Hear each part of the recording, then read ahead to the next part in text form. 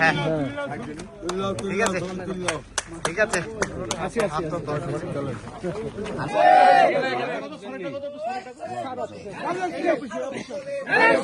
ভাই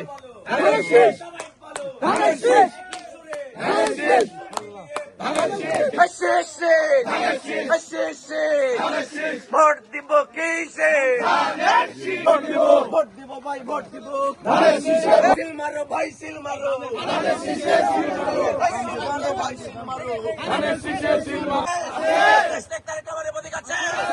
madam chair প্রতীক আছে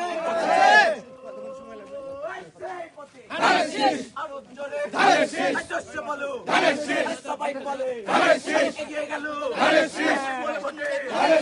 মিলন মায়ের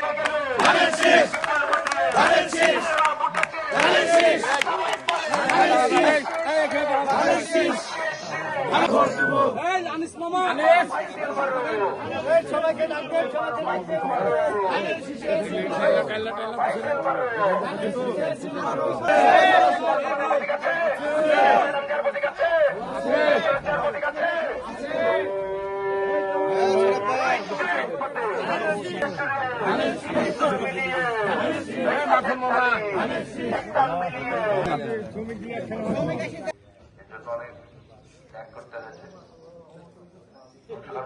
সেখানে আমাদের শিল্প কলকারখানা কিভাবে চালাবো, পাশাপাশি আমাদের শ্রমিকদের কল্যাণে আমরা কতটুকু কি করব সেগুলো আমরা স্পষ্ট করে বলেছিলাম। বলতে চাই যে আমরা আমাদের ম্যানিফেস্টোর প্রধান কিছু আমরা ই করেছি, কিছু কিছু জিনিসকে আমরা আরো মডারেট করেছি। যেমন আমাদের হচ্ছে যুবক যুবতী যারা বেকার আছে, প্রশিক্ষিত অথবা অর্ধশিক্ষিত অথবা কর্মক্ষম কিন্তু তাদের কর্ম নাই, তাদেরকে প্রথম কর্ম দেওয়ার জন্য আমরা চিন্তা চেতনার মধ্যে নিয়েছি।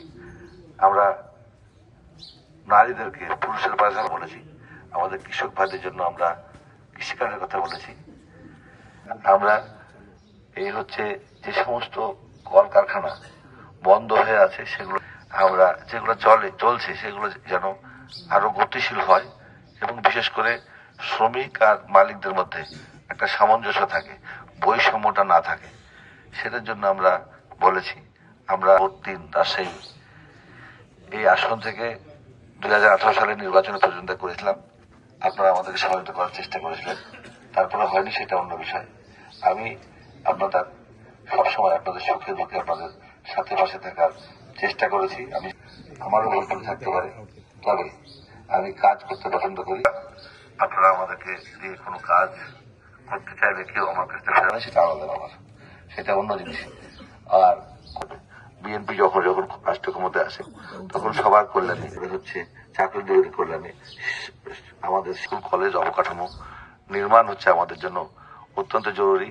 কারণ এর আগে আমরা মেগা প্রজেক্টের দিকে দেখেছি, আমরা শুরুতেই বলেছি যে আমরা সমালোচনা করব না, কিন্তু কিছু কিছু কথা না বললেই হয় না। সেদিকে না গিয়ে চাহিদা ভিত্তিক জ্ঞান ভিত্তিক যেমন শিক্ষা ব্যবস্থা করবো, ঠিক তেমনই প্রায়োরিটির ভিত্তিতে আমরা ডেভেলপমেন্টের কাজে আগাবো।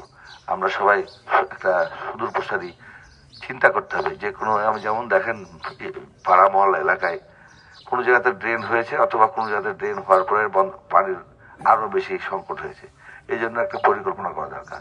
যেমন অবকাঠামোগত উন্নয়ন, ব্রিটিশরা যে আমাদের এখানে ইয়ে করতে এসেছিলেন, শাসন করতে এসেছিলেন, প্রথমে তারা যোগাযোগ ব্যবস্থা উন্নত করেছিলেন, ওরা চলে গেছেন, কিন্তু রেল ব্যবস্থাটা ইন্ডিয়া দেখেন ঠিক রেখেছে, আমরা কিন্তু সেটা চর্চা করিনি। সেই জন্য প্রত্যাবর্তন করে আল্লাহকে বলছি, আল্লাহ আমাদেরকে সাহায্য করো। আমরা করতে চাই নিষ্ঠার ভিত্তিতে আমরা কর্মবাসী পরিচালিত করতে চাই। ভোট চাই, আপনারা দোয়া করবেন, সহযোগিতা করবেন, নিজেদের আত্মত্যাগ করার চেষ্টা করবো। আমি জানি আমি যখন অসুস্থ ছিলাম আপনারা অনেকে মোটা হয়, আর হচ্ছে যে অচল অবস্থা আরো যত ভালোভাবে এটা পরিচালিত করা যায়, সেই জন্য আমরা আপনাদের পরামর্শ ক্রমে ইনশাল্লাহ আমরা এটা করার চেষ্টা করবো। দোয়া করে আমাদের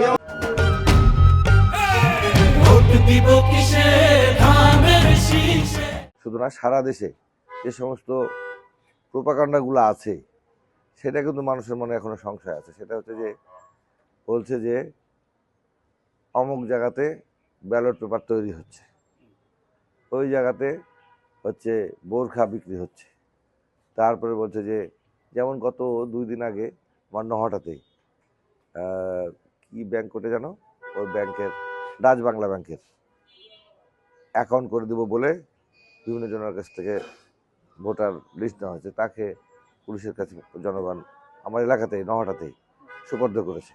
তো এইরকম কিছু কিছু কর্মকাণ্ডগুলো আমাদের কাছে একটু হলেও সংশয়ের শঙ্কার একটা বিষয় মনে হচ্ছে। কিন্তু যেহেতু এই নির্বাচনের আয়োজক হচ্ছে দেশের মানুষ, সুতরাং জনগণের মধ্যে কিন্তু একটা স্বতঃস্ফূর্ততা আছে। এবং আমি যতদিন গেছি আপনারা দেখবেন, আমার ক্যাম্পেইনগুলো দেখবেন যে সাধারণ মানুষই বেশি আমার সঙ্গে যোগাযোগ করছেন, বিশেষ করে আমাদের তরুণরা এবং মা বোনেরা। এদের সাথে নতুন সংযোজন হয়েছে শিশুদের উদ্দীপনা অত্যন্ত বেশি। তো এইটা আমার কাছে যেটা মনে হয়েছে, আমরা যে প্রতিশ্রুতি নয়, আমাদের যে রাজনৈতিক ইশতেহার যেটা গত 6 তারিখে ডিক্লেয়ার করা হয়েছে, তার আগে কিন্তু 2023 সালেই আমরা পার্টির পক্ষ থেকে রাষ্ট্র মেরামতের 31 দফা নিয়ে আমরা কাজ করছি। সেটারই হচ্ছে কিছুটা শর্ট লিস্টই বলতে পারেন, দিয়ে তাদেরকে নিয়ে আমরা প্রায়োরিটি বেসিসে আমরা মানুষজনের কাছে যাচ্ছি। যেমন কর্মসংস্থানের কথা বলছি, ফ্যামিলি কার্ডের কথা বলছি, ফার্মার কার্ডের কথা বলছি, জ্ঞান ও চাহিদা ভিত্তিক শিক্ষা ব্যবস্থার কথা বলছি, আমরা যে মসজিদের ইমাম, পুরোহিত, সেবায়েত, মুয়াজ্জেম এদেরকে আমরা যে সম্মানী ভাতা দেব সে সমস্ত কথাবার্তা বলছি।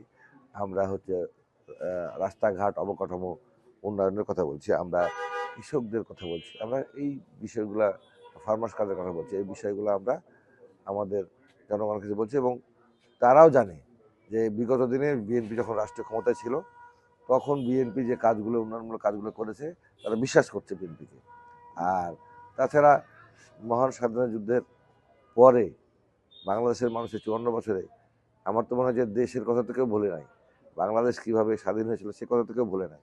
এই জন্য বাড়তি সুবিধা হচ্ছে আমাদের। কিন্তু দুঃখেরও বিষয় আছে একটা, এবং মুসলমান হিসাবে আমার একটা বিষয় আছে যে আমরা কেন যেন ইসলাম ধর্মকে মুসলিম বিদ্বেষী বানানোর চেষ্টা করছি। এইটা আমার কাছে বেশি পীড়া দিচ্ছে, এবং এইটা নিয়ে আমরা একটা জনগণের কাছে বোঝানোর তো এখন সুযোগ নয়, আমরা আলেম ওলামাদেরকে বলছি, তারাই যেন বিষয়টাকে দেখে। আমার অনুরোধ, যারা ধর্মপ্রাণ মুসলমানদেরকে দিক নির্দেশনা দেন, ওটা হচ্ছে নবী করিম মুস্তাফা সাল্লাল্লাহু আলাইহি সাল্লামের পর থেকে সাহাবীরা পর্যায়ক্রমে যারা আমাদেরকে জ্ঞান দেন, আলেম ওলামারা, সর্বশেষ আমরা যে ইমামদের পিছনে নামাজ পড়ি, তারাই তো হলো মুসলমানদের ভাষায় নেতা, তাই না? তারাই তো আমাদের নেতা। তো সেই সমস্ত জায়গাতে যেন বিভ্রান্তি না ঢুকে, সেই জন্য আমরা সতর্ক আছি। 1947, 71, তারপরে হচ্ছে আপনার 96 সালে আজাজা বাহিনী, আওয়ামী লীগ, জামাত, জাতীয় পার্টি একসাথে হয়ে গেছিলো, এগুলো তো সব দেশের মানুষ জানে। এবং এখনও পিআর পদ্ধতি, এই দাবি ওই দাবি বিভিন্ন রকম ছিল না, এখন আবার একটু হুমকি ধামকির মধ্যে আছে। আমার যে প্রার্থী আছেন, বিশেষ করে 6 জন, তাদের মধ্যে আমি দেখেছি একটা প্রার্থীকে মানুষকে হুমকি ধামকি দিচ্ছেন, আর একটা কথা বলছেন যে দুর্নীতি হবে না। রে বাবা, দুর্নীতি কি হওয়ার জিনিস যে হবে? এ কোশ্চেন আসছে কেন? দুর্নীতি হওয়ার জিনিস না। তো ভদ্রলোক দীর্ঘ 28 বছর চেয়ারম্যান ছিলেন, এবং তার হরগ্রাম এলাকার লোকজন তাকে, তার উন্নয়ন দেখছে এবং সিদ্ধান্ত নেবে যে সে কী কেমন কী করেছে। ওখান থেকেই বলে না যে সকাল হলেই বোঝা যায় যে সারাদিনটা কেমন হবে। তো ইউনিয়ন থেকে মানুষ দেখেছে যে সারা জীবন কেমন চলবে। এটা আমার কাছে মনে হয় যে মানুষের মধ্যে যে স্বতঃস্ফূর্ততা আছে আমাদের, বিশেষ করে এটা তো ইতিহাসে বিরল ঘটনা, একটা দম্পতি এত জনপ্রিয় হয়। আমাদের শহীদ রাষ্ট্রপতি জিয়াউর রহমান, যাকে আমরা রাখাল রাজা বলি, এবং আমাদের মাদার অফ ডেমোক্রেসি, যাকে আমরা বলি হচ্ছে আপসীন নেত্রী, এই দুইজন এত জনপ্রিয়। এটাই হচ্ছে আমার মনে করি যে বাংলাদেশের মানুষের এখন একটা মেইন বিষয় হয়ে দাঁড়িয়েছে, এবং সেই তাদেরই প্রতীক হচ্ছে ধানের শীষ, অর্থাৎ নির্ভরতার প্রতীক হয়ে গেছে ধানের শীষ। এই জন্য আমি ব্যক্তি মিলন অতটা বেশি প্রয়োজন, এই নির্বাচন যতটা বেশি না প্রয়োজন, তার চাইতে বেশি প্রয়োজন হয়ে দাঁড়িয়েছে ধানের শীষ।